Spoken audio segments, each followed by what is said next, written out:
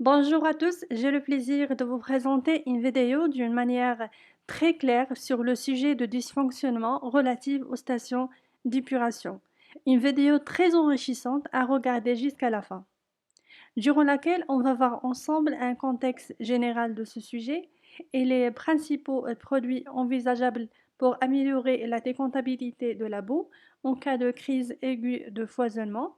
On va voir ainsi les causes de ce foisonnement et les méthodes de lutte contre cette problématique de dysfonctionnement.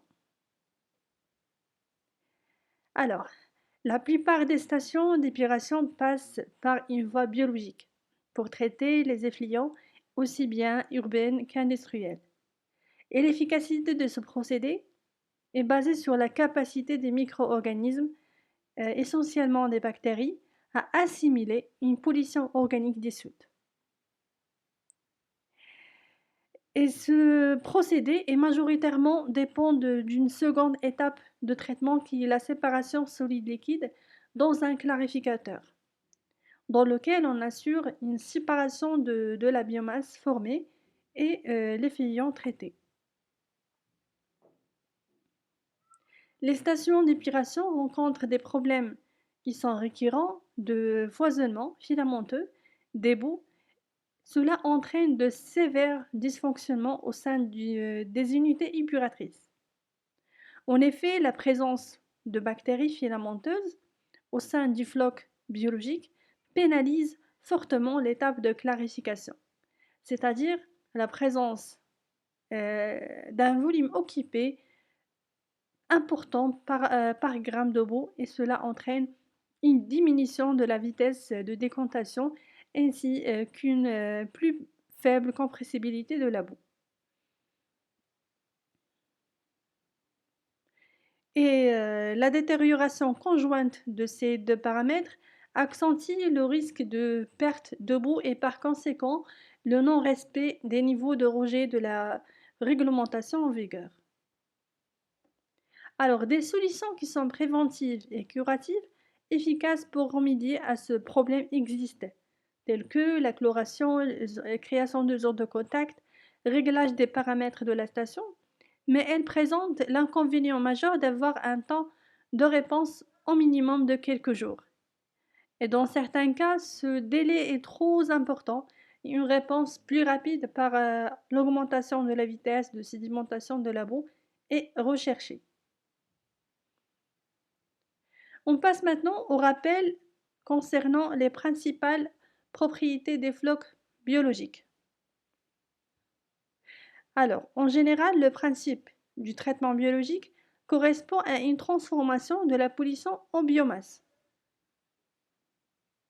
à partir du substrat apporté, c'est-à-dire les eaux usées à traiter. De nouvelles bactéries se développent dont le degré de flocculation sera fonction du domaine de charge de l'installation. Et ce floc biologique, ainsi formé, permet d'augmenter la vitesse de sédimentation de la biomasse et facilite sa séparation dans l'ouvrage qui est appelé clarificateur ou bien décompteur secondaire. Et cette séparation du floc de l'effluent traité est fonction principalement de la résultante entre la vitesse de sédimentation du floc et la vitesse ascensionnelle dans l'ouvrage. Voici un rappel concernant la vitesse de sédimentation. La vitesse de sédimentation d'un floc biologique. Alors, on a les paramètres, les principaux paramètres qui sont retenus sont la concentration de la boue et son aptitude à décompter. Et selon les auteurs, on utilise l'indice de Mollmann, l'indice de boue, qui est mesuré après un temps donné de 30 minutes en éprouvette. Et ce test intègre bien la vitesse de sédimentation, car il mesure le volume occupé par gramme de boue après 30 minutes de décantation.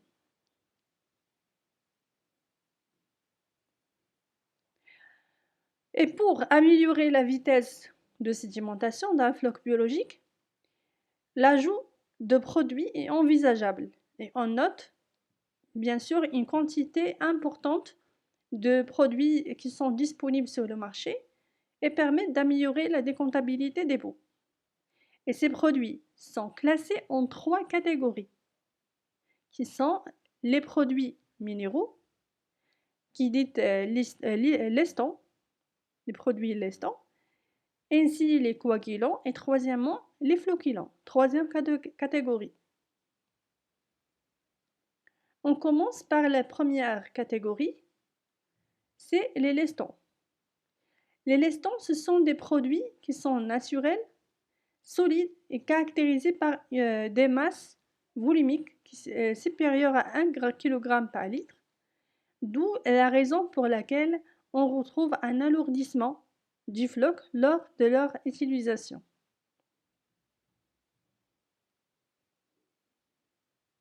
Et ces lestants doivent avoir des propriétés de surface de type hydrophobe pour faciliter leur adhésion au floc biologique et éviter ainsi leur accumulation dans l'eau interstitielle, ce qui pourrait pénaliser le rejet en termes de MES et en termes de turbidité par la suite. De plus, il ne doit pas pénaliser ainsi l'activité biologique de l'installation ainsi que les équipements par des phénomènes d'abrasion ou de dépôt.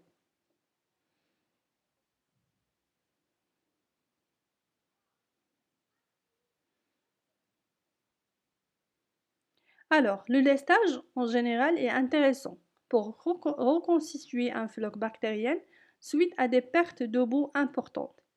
Et sachez qu'il y a de nombreux produits qui sont disponibles et il conviendra d'en estimer leur coût économique et leur efficacité par des essais de jar test.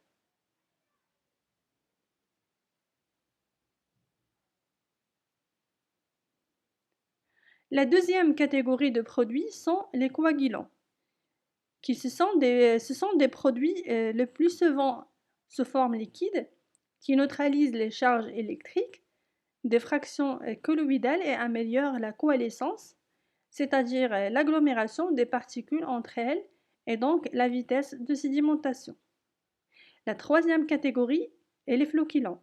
Ces floculants possèdent le plus souvent un très haut poids moléculaire avec une forte porosité et les flocs obtenus avec ces produits sont énormes et peu denses et ne permettent pas toujours d'obtenir un gain sur les vitesses de sédimentation.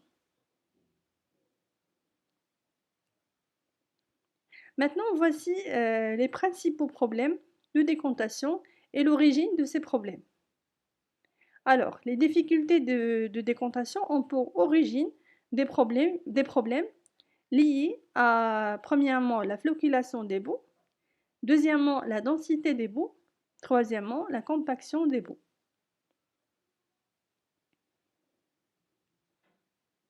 Et ces difficultés de décontation ont pour origine des problèmes qui sont liés concernant la floculation des boues et liés à la croissance dispersée et la défloculation. Concernant la densité des boues et liée à la fermentation des boues, la dénitrification entre parenthèses sauvage dans le décompté et les mousses stables. Concernant la compaction des boues, on trouve comme origine la gestion de la concentration des boues et le foisonnement. Comme vous savez, notre objectif durant cette vidéo est d'analyser le problème de foisonnement filamenteux. Et si vous voulez que je vous présente l'analyse des autres problématiques, n'hésitez pas à me le dire en commentaire. Sinon, vous êtes maintenant capable de voir en globalité les principaux problèmes et leur origine. Revenons à notre sujet. Le foisonnement filamenteux est caractérisé par un indice de boue qui est supérieur à 200 ml par gramme et une structure de boue filamenteuse et il touche essentiellement les stations d'épuration en aération prolongée.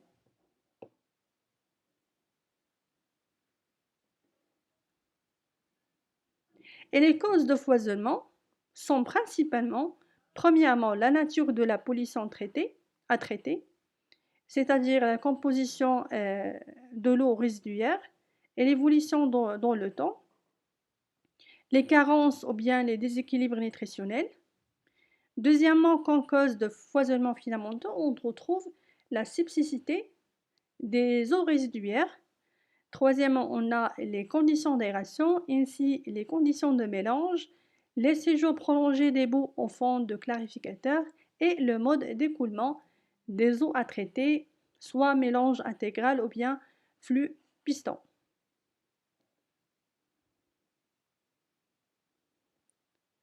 On passe maintenant aux principaux mécanismes de développement des germes filamenteux qui s'expliquent par, premièrement, leur morphologie particulière qui permet de meilleurs échanges avec le liquide interstitiel contenant le substrat et l'oxygène nécessaires au métabolisme. Ainsi, on a leur taux de croissance favorisé par des concentrations en substrat et en oxygène limitantes. Ainsi, leur métabolisme particulier dans des cas spécifiques, tels que les effluents qui sont riches en composés soufrés ou en substances facilement assimilables. En règle générale, les conditions de milieu très sélectifs, c'est-à-dire carence en oxygène ou bien rejet de substrat ou bien déséquilibre, cela implique la prolifération des germes filamenteux dans les boues activées. Pour une station confrontée à un cas de foisonnement, les moyens d'action retenus doivent être définis dans le cadre d'une approche qui est pragmatique. Et cette approche est basée sur, premièrement, une caractérisation qui est fine du problème biologique, c'est-à-dire une identification des filaments, et à savoir l'intensité du phénomène, le suivi de l'indice de boue, etc. Ainsi, une analyse détaillée des paramètres de fonctionnement de la station en termes de gestion de l'aération et des boues, les conditions de brassage, la composition des eaux à traiter. Et on a ainsi l'acuité du phénomène à caractère permanent ou occasionnel. Concernant la première étape, consistera donc à optimiser les conditions de fonctionnement des ouvrages dont les potentialités auront préalablement été déterminées. Ensuite, si la situation n'est pas satisfaisante, il conviendra d'appliquer des solutions plus spécifiques, notamment celles dont l'efficacité soit éprouvée. C'est-à-dire concevoir par exemple une zone de contact dont l'effet est progressif mais qui est durable pour les stations à faible charge qui sont confrontées aux filaments. Aussi la chloration dont l'action est rapide mais qui implique bien évidemment des contraintes particulières en termes de sécurité, manipulation et en termes de coût, et qui s'applique aux stations d'aération, stations en aération prolongée pour les filaments, pour certains groupes de filaments. Et pour lutter à ce problème, il faut savoir que les manifestations qui sont aiguës ne constituent en effet qu'une amplification du phénomène qui est lié à la variation brutale d'un des paramètres de fonctionnement de la station, c'est-à-dire le réglage d'efficience, etc.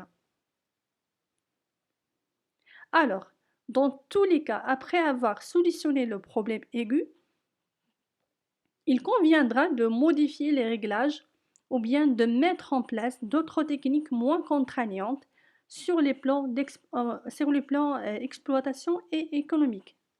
Et il est rappelé une fois de plus que la première action est d'avoir un taux de boue stable et le plus bas possible dans le bassin d'aération, en fonction bien sûr de la valeur de la charge massique souhaitée. Bien évidemment qu'il sera compatible avec une bonne épuration.